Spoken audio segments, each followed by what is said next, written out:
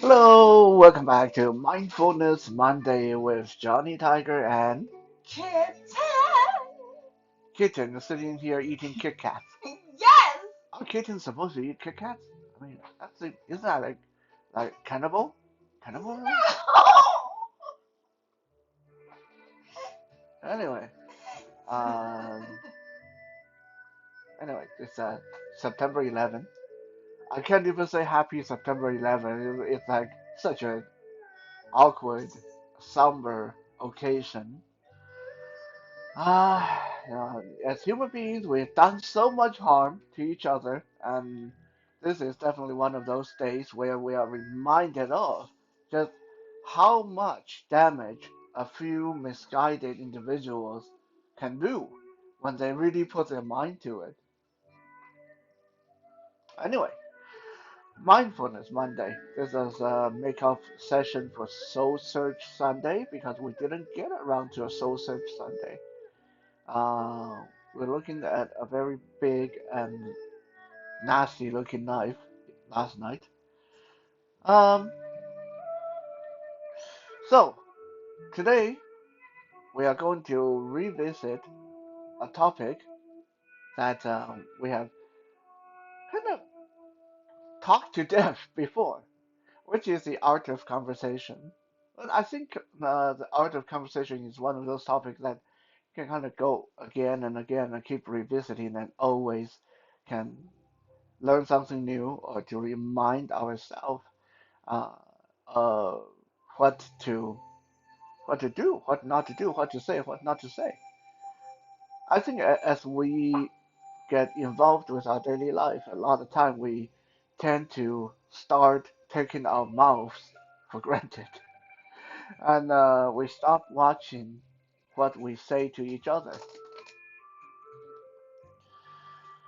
Today I'm going to focus a little bit on how to talk to new friends, how to talk to strangers, because I know a lot of people have had issues with this one. I don't think Kitten ever had issues. Have you ever had issues talking to new people? Not on my side. Maybe on their side, receiving my um, friendliness or compliment or trying to strike up a conversation. Yeah, that can happen sometimes, and even when you do everything right, it it still takes two to make a conversation. Yeah. Um, but sometimes, sometimes just because the other person doesn't say much, or the other person might be awkward, sometimes it's uh, they actually are still having a conversation with you. It might be mostly you, but when they go home, if the conversation was good, if what you said was good, if you made them feel good, they go home and say, "Oh, I really like talking to Desi. I really like talking to Johnny Tiger, because they make me feel good." Sometimes, we can have that effect on people if we put our mind to it. So today we are going to take that apart and condense it down to an easy five-step to follow list. This five-step checklist will help you, hopefully, help you find it easier to communicate with new people and make new friends. Keep in mind that this is not a be-all, uh, one-size-fit-all solution. This is just from my own experience and what I have observed from other people. Uh, it will definitely work a lot of time, but there are going to be times if the person is determined they're not going to like you, they're not going to like you. If the person is just happen to have a bad day, then they're going to have a bad day. Again, you can do everything right, say everything right, and things still don't work. But that's okay. That's okay. That's life. So as human, we are not supposed to get everything right.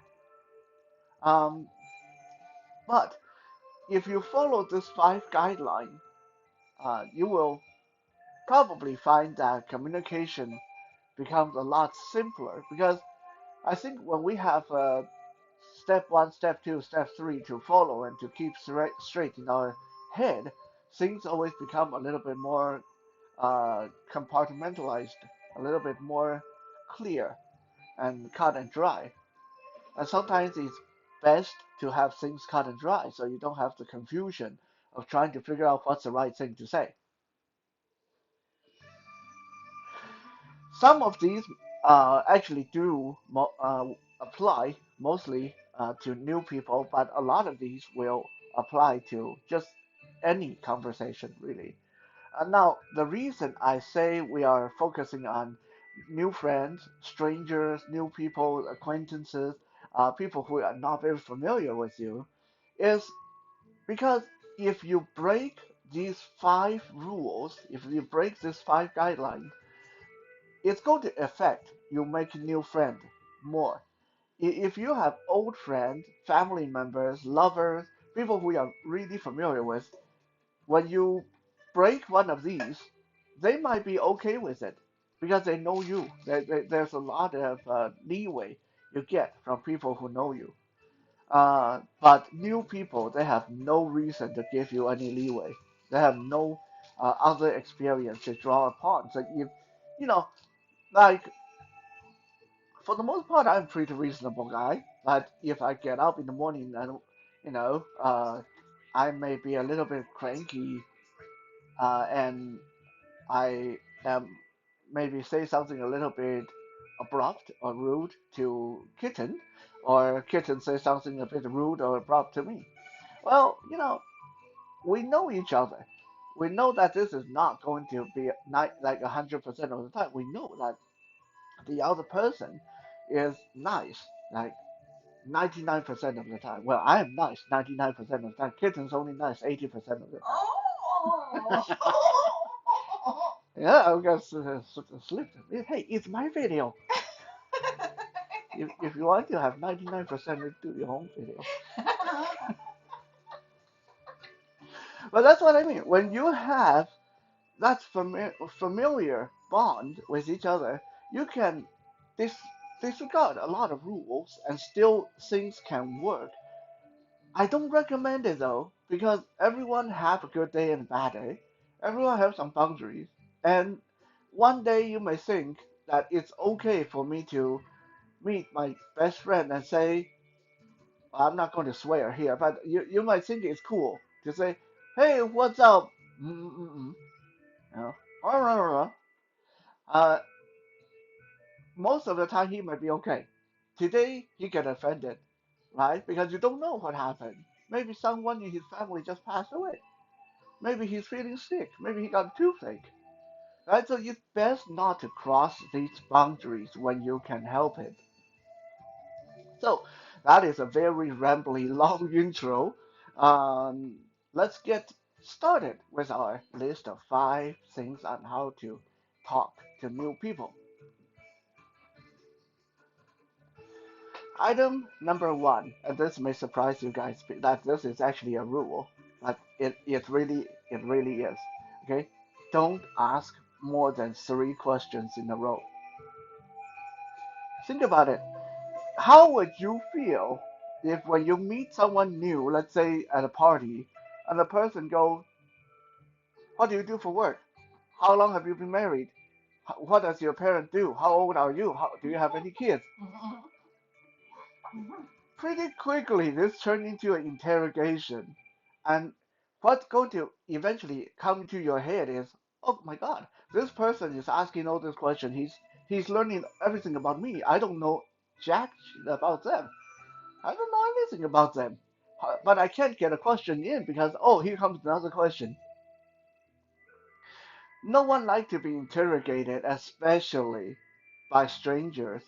And the more questions you start asking, the more uncomfortable you will make the person, especially when it's questioned in a row. So when you talk to new people, new friends, new acquaintances, learn to play it with a bit of a rhythm in your conversation. Think of it like a ping pong ball. like a ping pong game. You serve, you receive, you serve, you receive, you serve, you receive. Learn to catch the conversation. Don't just dish it out.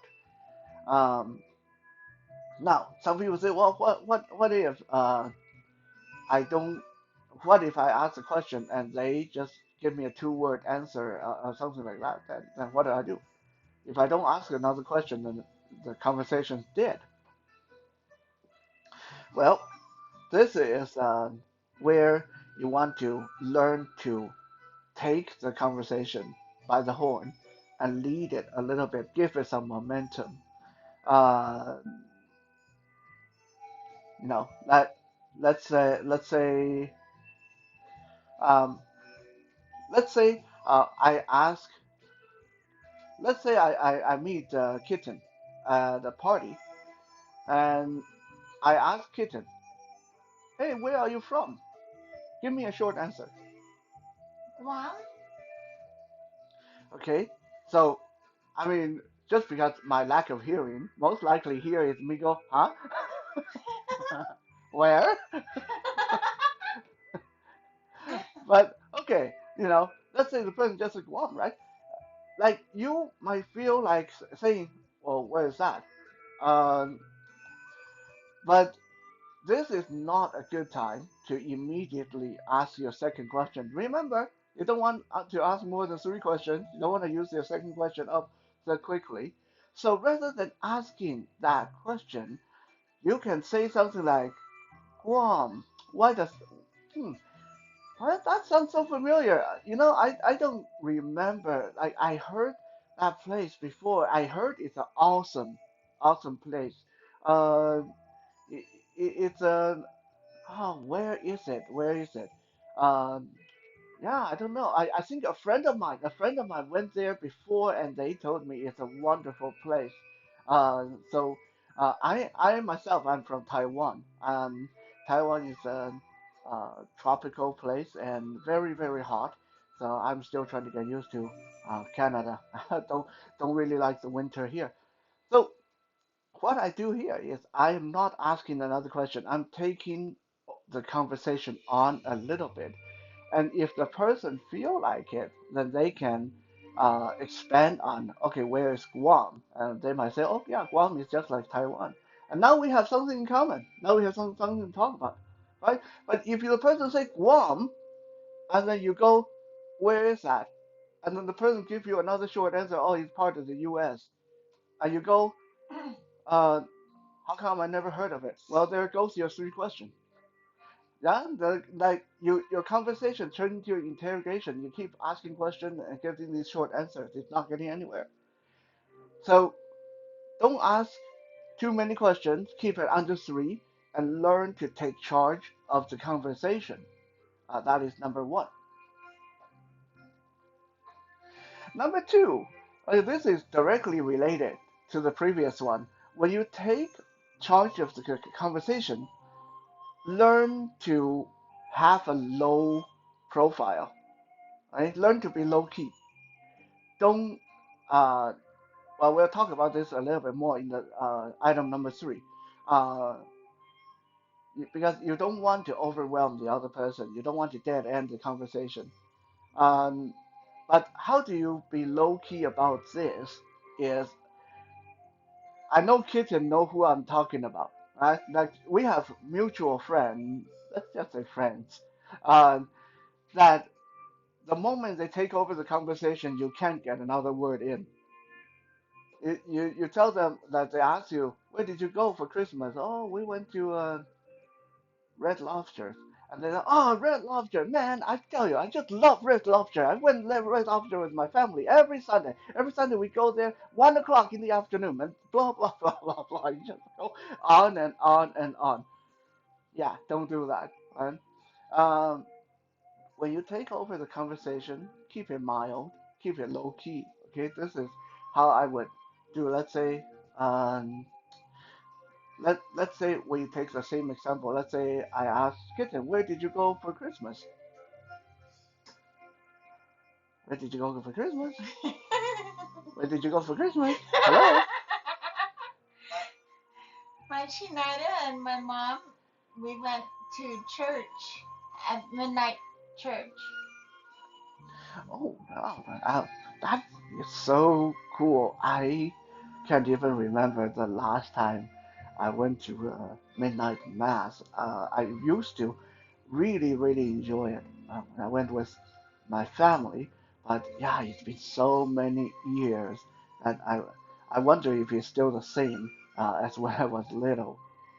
Right? So this is the way you carry the conversation. You say something about yourself, but you keep it nice and mild. Keep it nice and low key. Don't overwhelm the other person like you are just an encyclopedia about midnight mass or whatever they just said. Give them a chance to get the conversation on their side when you can. Okay, always remember that rhythm in your conversation. Always remember it's supposed to be like a ping pong game. Right? So that's item number two. Keep it low key, keep it mild when you take the conversation. Item number three. This one again totally related to item one and two. Because when you take the conversation, don't dead end the conversation.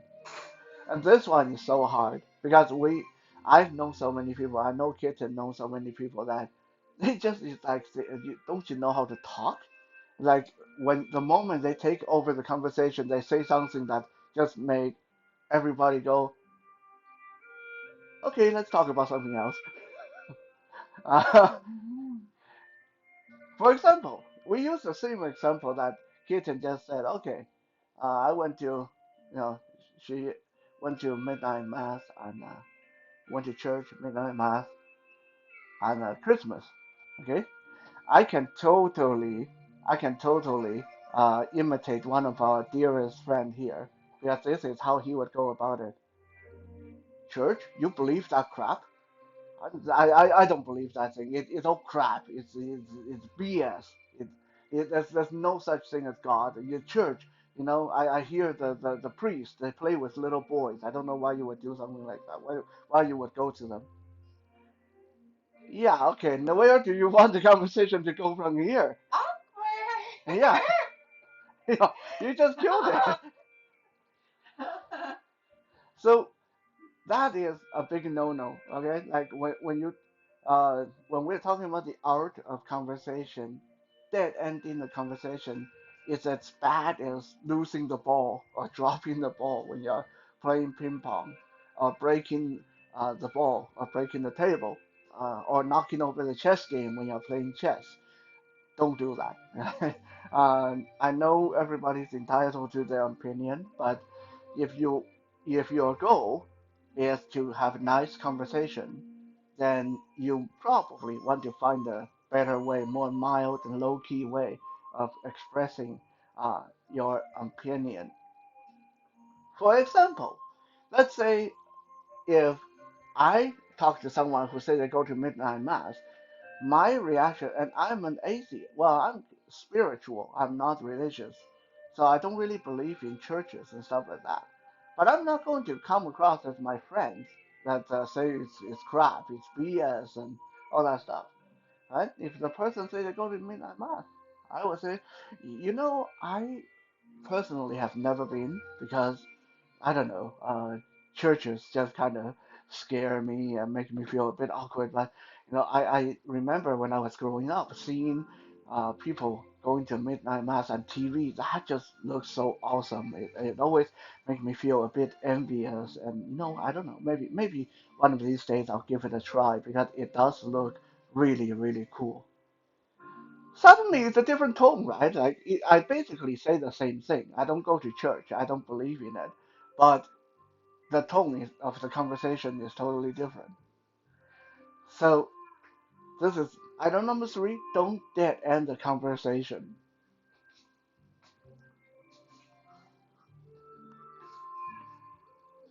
Item number four. Don't brag. Okay.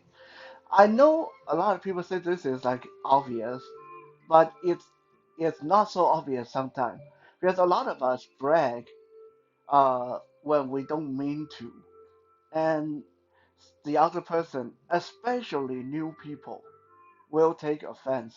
And this is a hell of a thing about new people. If they like you, they like you. If you say something that offends them, that's it. It's unlikely they'll give you another chance. You blew it. You might as well move on because this person, their first impression of you is bad. No, it's really hard to overcome that. And a lot of times that happens when you brag. And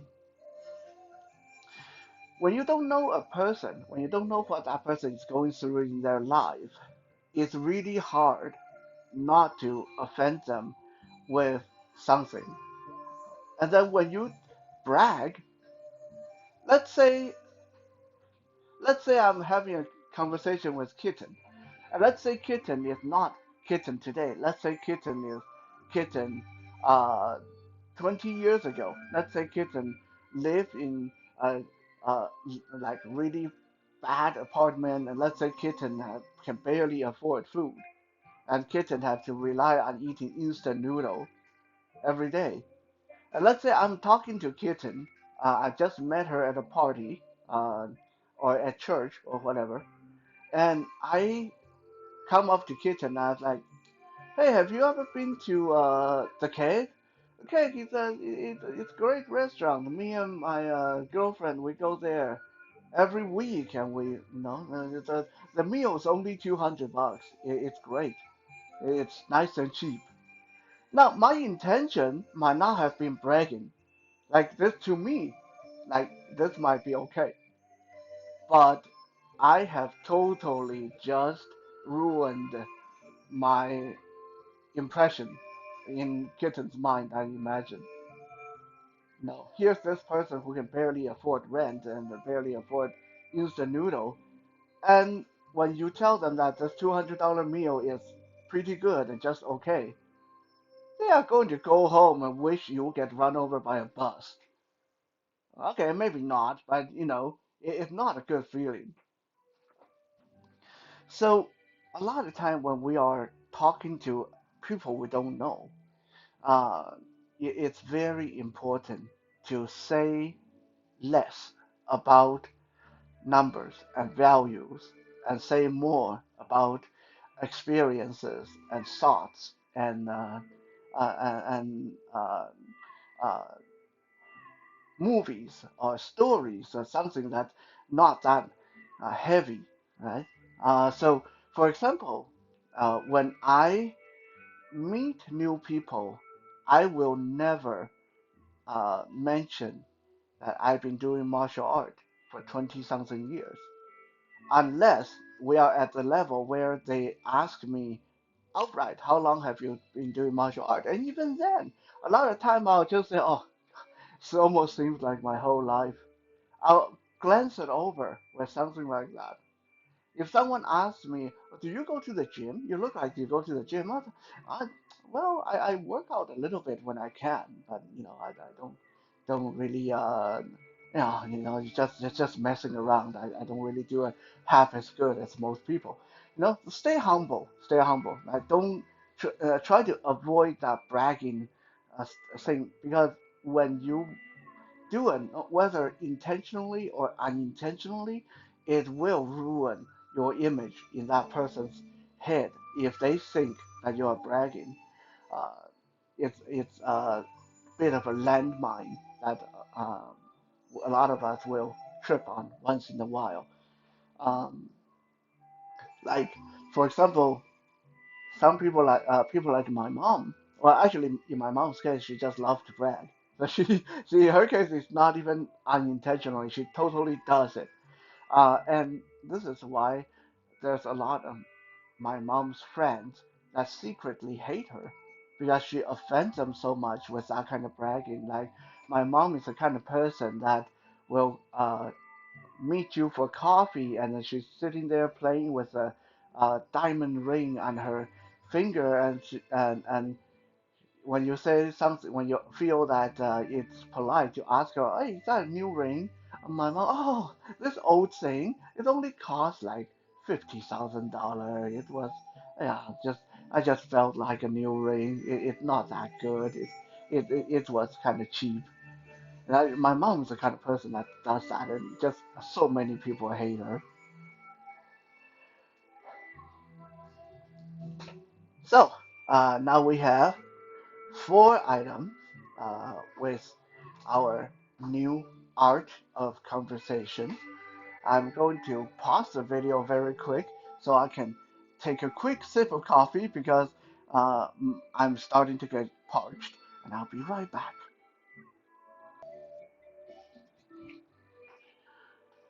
Okay, we are back. Quick little coffee break. These spoken word videos are quite tiring sometimes. Uh, Yes. Luckily, I'm very long-winded. Uh, And we have a lot of coffee. we have a lot of coffee and a lot of water Yes. and a lot of Dr. Pepper. Uh-huh. Yeah. So last rule or last item number five is don't use condescending phrases or words or tones. Now, what are condescending phrases or words or tones? Words and phrases such as, well, you wouldn't know this, but how do you know I wouldn't know this? Yeah. Maybe I know it better than you do. Right? Uh, or some people when they're talking, will say, I told you, like I said. These are phrases that sometimes slip out uh, when we don't even mean any bad intention by them. They're just kind of a bad speaking habit, like people who uh, bounce their leg when they're sitting down, or people who twitch when they're standing still, or people who rock side to side when they're standing or sitting, or people who hunch and slouch. The, these are the equivalents in your speaking pattern. Uh, this kind of words or phrasing at in small doses might be okay, especially for people who are familiar with you because they know this is just the way you talk. They are going to tune that out. They won't get offended. But when you talk to someone new, or if you are talking to someone who's familiar with you but just happen to be in a bad mood today, you may suddenly find that the reaction you get can be quite unpleasant, right? Because when you condescend, when you use condescending tones of words or phrases, you are intentionally or unintentionally placing the other person at a lower level than yourself.